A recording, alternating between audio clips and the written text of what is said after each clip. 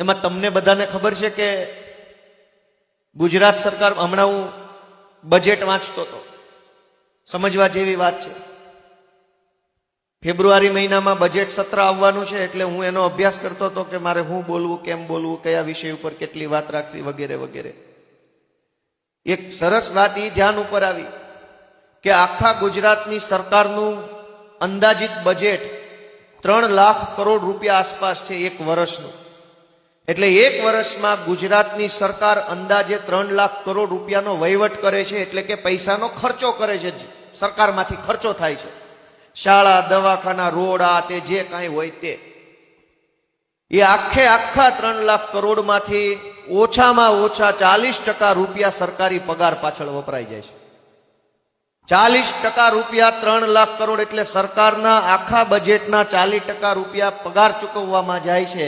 ઈ પગાર લઈને તમને કેવું કામ કરી આપે છે એ તમે જાણો.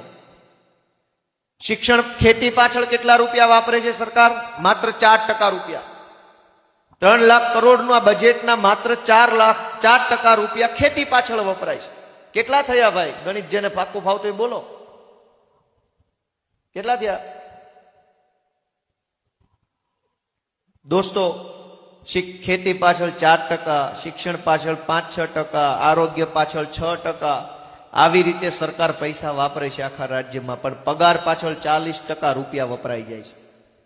મારા તમારા પરસેવાની કમાણીમાંથી, કાળી મજૂરીના પૈસામાંથી સરકારમાં જે ટેક્સ જાય છે, એ કાળી મજૂરીના પૈસાનો પગાર લઈને જે સાહેબ આપણે બેસાડ્યા, એ સાહેબ તમને શું મદદ કરે છે? અને છતાંય દર 1 તારીખે પગાર, અને હવે તો મને ચાલુ થઈ ગયો છે પગાર. પણ દોસ્તો, કોઈ ધારાસભ્ય, કોઈ સાંસદ સભ્ય એવું કહેવા તૈયાર છે કે આ પગાર તમને ખોટો આપો છો? પાછળ અહીંયા તો લે, અહીંયા તો પૈસા વાળા થઈ ગયા પાછા કેટલાક ધારાસભ્ય, સાંસદ સભ્ય. તમારે ત્યાં જૂના જામનગરમાં કમાણીનો પાર નહીં, પણ ખાલી નેતા કમાય છે, પબ્લિક રોડે ચડી છે, અને રોડે છે નહીં પાછો. દોસ્તો, સરકારમાંથી અબજો રૂપિયા વેડફાઈ જાય છે, ખર્ચાઈ જાય છે. બજેટ સત્ર આવશે ત્યારે તમે ધ્યાન રાખજો, હું ઘણું એમાં વિષયો ઉપર બોલવાનો છું, લોકોને ધ્યાનમાં મૂકવાનો છું.